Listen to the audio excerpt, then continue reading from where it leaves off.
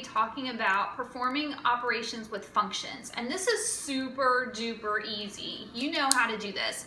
If you have the function f of x equals something and g of x equals something, then you need to kind of start thinking about what you need to do when you add those two functions together.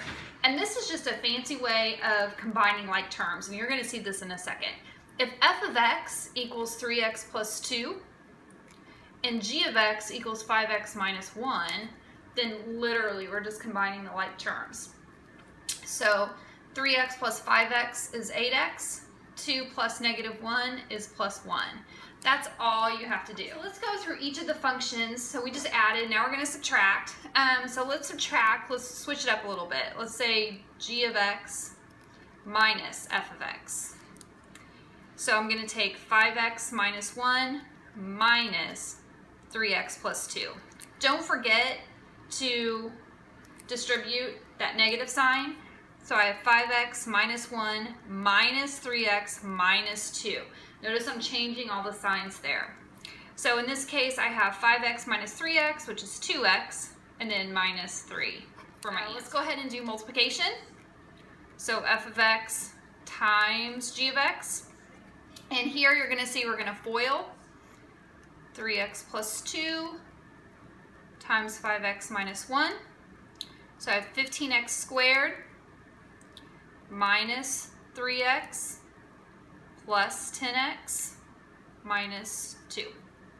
And then combine like terms, 15x squared plus 7x minus 2. And then finally, let's do, we'll switch it up again, g of x over f of x. G of x is 5x minus 1 over 3x plus 2. Now, notice, guys, I really can't do anything here because these are connected with a plus and a minus. The thing you have to remember is, you know, is there anything that I can put in for x that's going to mess any of these up? And we don't really talk about this too much because there's really nothing that we can put in for x that is going to say make it undefined, except right here. And that's going to be an issue.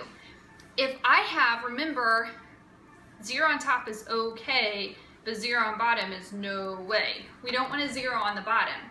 So what I need to do to prevent that from happening is I need to set 3x plus 2 equal to 0 because I need to find out whatever that answer is. I don't want x to be that. So I have 3x equals negative 2, divide by 3, x equals negative 2 thirds. Now, if I ask you, or if a test asks you for the domain, any number would work except for x equals negative 2 thirds, because watch what would happen here. I'm going to come in up here. So again, I have 5x minus 1 over 3x plus 2. Now I'm going to plug in this negative 2 thirds. So I'm going to say 5x minus 1 over 3 times negative 2 thirds plus 2. If I multiply these together, the 3's cancel and I get negative 2. So I have 5x minus 1 equals negative 2 plus 2. 5x minus 1 over 0. And now I've just made this undefined. So just remember when you have a problem like this, so you have like 5x minus 1 over 3x plus 2, when you're dividing it, just know that there's a little extra step here. You just need to put that x cannot equal negative 2 thirds. And as long as you do that, then you're done with the problem. Like I said, you don't have to worry about any of these because there's nothing that you can put in for x that'll mess everything up. So, and this doesn't come along that often, but when it does, just kind of keep in mind that, you know, you have to account for that. Okay, thanks, bye.